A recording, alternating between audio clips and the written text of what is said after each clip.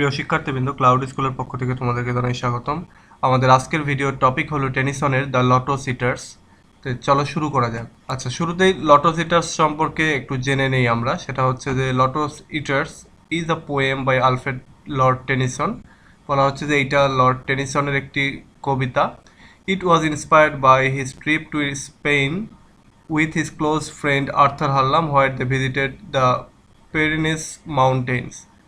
বলা হচ্ছে যে এই কবিতাটি তিনি স্পেনে একটা ট্রিপ করেছিলেন, একটা ভ্রমণ করেছিলেন, সেইখান থেকে তিনি ইন্সপায়ার্ড হয়ে লিখেছেন। এবং এই স্পেনে ভ্রমণ করার সময় তার সঙ্গে ছিল তার ক্লোজ ফ্রেন্ড আর্থার হাল্লাম।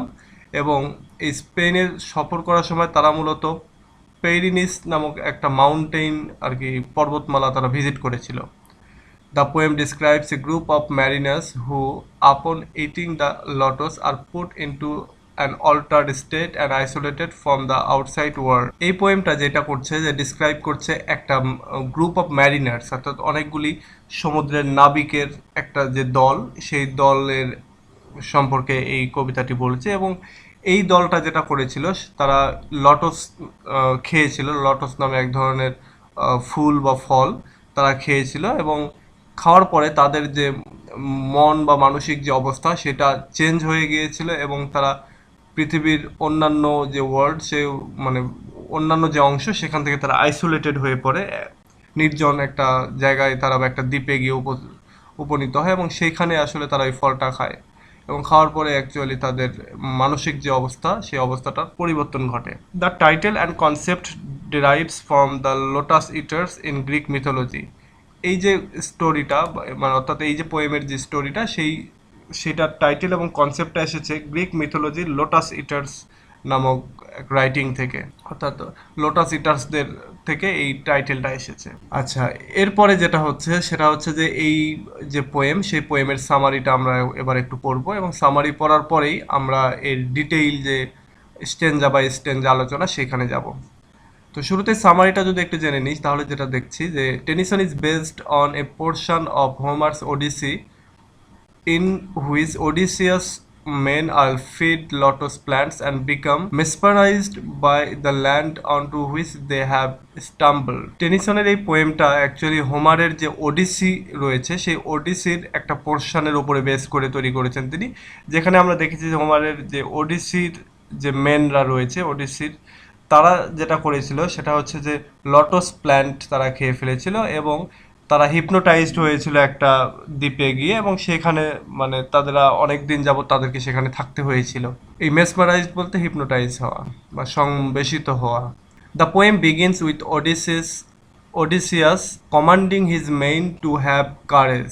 এই পোয়েমটাতে আমরা যেটা দেখতে পাবো যে ওডিসিয়াস তার যে ফিলোমেন বা নাবিক যারা রয়েছে তাদেরকে কমান্ড করছে সাহস মানে সাহসী দেখাতে বা সাহস ধরে রাখার জন্য।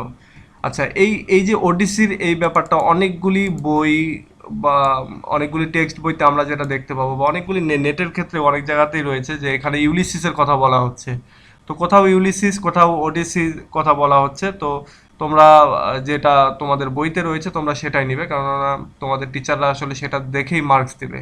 সুতরাং ওডিসি যদি তোমাদের বইতে থাকে তাহলে তোমরা ওডিসি লিখবা, আর যদি ইউলিসিস থাকে তাহলে ইউলিসিস লিখবা। They will soon find a shore on which to land. এরপরে তারা একটা মানে দ্বীপ দেখতে পেলো, একটা ল্যান্ডের অংশ দেখতে পেলো। তো এখানে শর্ন বলতে কর্তৃত একটা ল্যান্ড, মানে মেইন যে ভূমি, সেই ভূমি থেকে একটা বিচ্ছিন্ন একটা ল্যান্ড সমুদ্রের ভেতরে দেখতে পেলো, অর্থাৎ দ্বীপ দেখতে পেলো। They do so almost immediately and it enchants them with its otherworldly beauty. তারা এই যে দ্বীপটা রয়েছে সেই দ্বীপের উপরে তারা ল্যান্ড করলো বা নামলো, এবং তারা এই দ্বীপের যে বিউটি, সেই বিউটি দেখে একেবারে মুগ্ধ হয়ে পড়লো।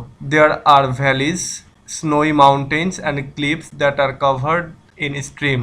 এই দ্বীপে রয়েছে মানে ছিল ভ্যালি ছিল, এবং ভ্যালি বলতে আমরা যেটা বলতে পারি যে পাহাড়ের পাদদেশে বিস্তীর্ণ মাঠ, সেই ভ্যালি ছিল। সেখানে স্নোই মাউন্টেন ছিল, অর্থাৎ যে মাউন্টেনের মাথায় বরফ জমেছিল, এরকম একটা মাউন্টেন। অ্যান্ড ক্লিপস, এবং সুউচ্চ একেবারে ক্লিপ ছিল। ক্লিপ বলতে খাড়া পাহাড় যেগুলো, সেগুলো বলা হয় ক্লিপ। বলা হচ্ছে ক্লিপ ছিল that are covered in stream, এবং যেগুলো থেকে আর কি ছোট নদী বা স্রোতধারা প্রবাহিত হচ্ছিল।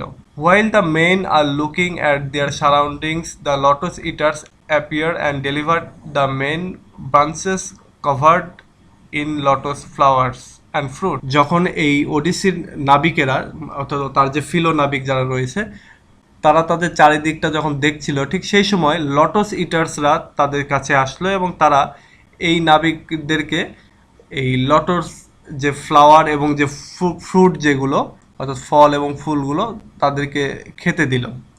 The men who ate these fruits all but Odysseus fall under the empty spell of the land.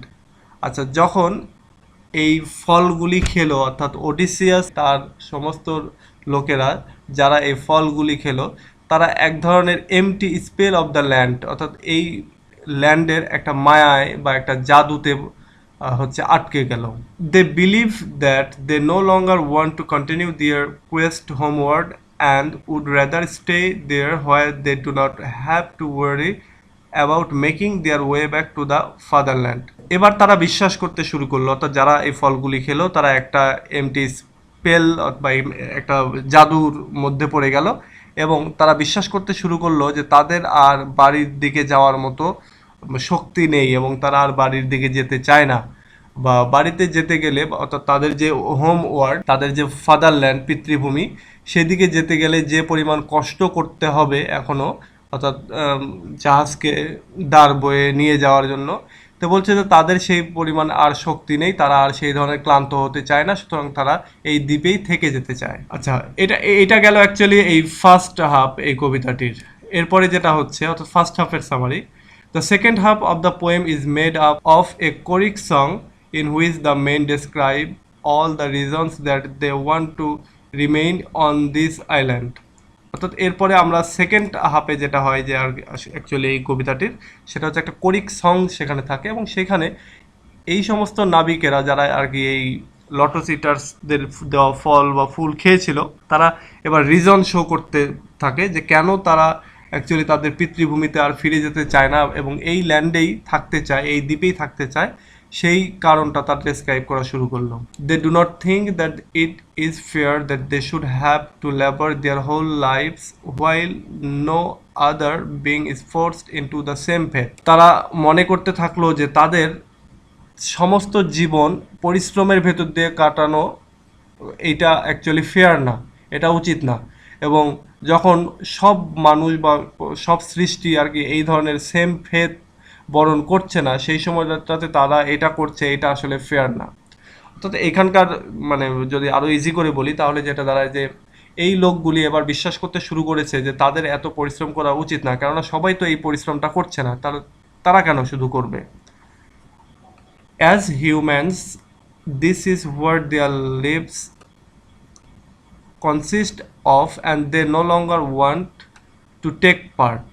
আচ্ছা, অ্যাজ এ হিউম্যান হিসাবে তারা যেটা বলছে যে তাদের লাইফ যেটা দ্বারা তাদের লাইফটা গঠিত এবং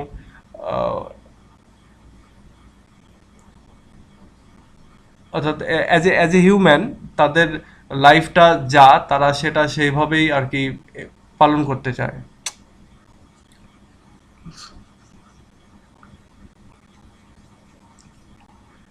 তারা যেটা বলছে যে অ্যাজ এ হিউম্যান বর্তমানে তাদের যে অবস্থা তারা রয়েছে বা তাদের যেই জীবনটা যে অবস্থায় গঠিত, বলছে যে তারা এই অবস্থাটাতেই মানে হ্যাপি, এই অবস্থায় থাকতে চায়। They no longer want to take part, এবং তারা এইখান থেকে আর অন্য কোনো কিছুতে অংশগ্রহণও করতে চায় না বা এই ল্যান্ডটাকে তারা ছেড়ে যেতেও চায় না। They confess that what they want most is a life in which they relax until their death, এবং তারা স্বীকার করে যে তারা তাদের লাইফে যে জিনিসটা সবচেয়ে বেশি চায় সেটা হচ্ছে রিল্যাক্স, এই মৃত্যুর আগ পর্যন্ত।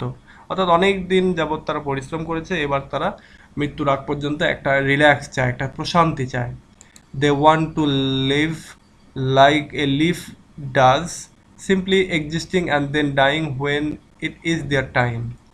তারা সকলেই চায় যে একটা গাছের পাতা যেরকমভাবে বেঁচে থাকে সেরকমভাবে বাঁচতে চায়। ঠিক সিম্পলি যেটা হয় যে একটা গাছের পাতা সেটা জন্মায়, বড় হয় এবং একটা সময় মারা যায়, ঠিক যখন তার সময়টা হয় মারা যাওয়ার যখন সময় হয় সে সময়টায় মারা যায়, তো এই নাবিকরাও চায় যে তারা এরকম গাছের পাতার মতোই হচ্ছে বেঁচে থাকতে, লাইফ লিড করতে।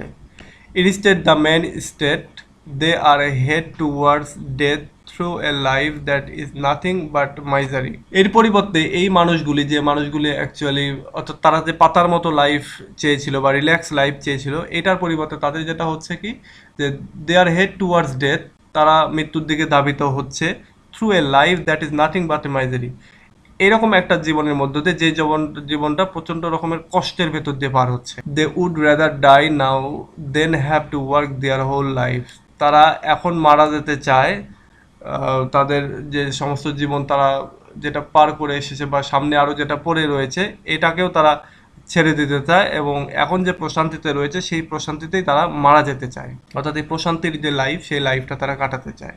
The men do make sure to mention their wives and the homes they are abandoning. আচ্ছা, তারা আরও যেটা করে যে তাদের যে ওয়াইফ অর্থাৎ যে স্ত্রী রয়েছে এবং তাদের যে বাড়ি, সেগুলোকে তারা অ্যাবান্ডন করবে, পরিত্যাগ করবে, এই বিষয়টাও তারা ঘোষণা করে। But they believe that their families will be better off without them by this point. এবং তারা আরও একটা জিনিস বিশ্বাস করে যে তাদের ফ্যামিলি তাদেরকে ছাড়াই খুব ভালো থাকবে আর কি। Life has moved on and their return would only cause more problems. মানে তারা এবার যেটা বলে যে তাদের যে জীবন অর্থাৎ তাদের ওয়াইফ এবং তাদের চিলড্রেনের মানে বাচ্চা কাচ্চাদের যে জীবন, সেটা ঠিকই পার হয়ে যাবে, কিন্তু তারা যখন তাদের ফ্যামিলিতে ফিরবে এইটা নতুন করে হয়তো বা কোনো প্রবলেম ক্রিয়েট করবে। They are content to live as they believe the gods do, তারা বেঁচে থাকতে চায় ঠিক যেরকমভাবে গডস আর কি তাদেরকে বাঁচিয়ে রাখতে চায় সেইভাবেই। দে উইল, মানে এইখানে যেটা হয় যে তারা অ্যাকচুয়ালি তাদের জীবনটাকে এবার গডের ওপরে ছেড়ে দিতে চায় এবং তারা মৃত্যুর আগ পর্যন্ত একটা রিল্যাক্স লাইফ চায়। They will lay in their fields for lots as the god do in their valleys of asphodel and look out on human misery. তারা তাদের এই যে লটসের যে ফিল্ড, সেই ফিল্ডেই তারা থেকে যেতে চায়, as the gods do in their valleys of asphodel. আচ্ছা, অ্যাসপোডেল গডরা ঠিক যেমনভাবে তাদের যে ভ্যালিতে যেভাবে রিল্যাক্সে কাটায়, ঠিক সেরকমভাবে এই লটসদের এই দ্বীপেও এই নাবিকেরা রিল্যাক্সে তাদের লাইফ পার করতে চায়। এবং সে আরও বলছে যে গডসরা যখন তাদের অ্যাসপোডেলে তারা যখন থাকে, তখন তারা কী করে, look out on human misery, তারা মানুষের দুঃখ কষ্টের দিকে তারা তাকিয়ে থাকে, অর্থাৎ এই দুঃখ কষ্টগুলিকে তারা দেখে। They will make no effort to intervene or help. আচ্ছা, বলছে যে এই যে গডেরা কী করে, যে এই মানুষদের মাইজারি যখন চলে, দুঃখ কষ্ট যখন চলে, তারা এইখানে কোনো রকমের ইন্টারভেন্স করার চেষ্টা করে না বা তাদেরকে কোনো রকমের হেল্প করারও চেষ্টা করে না।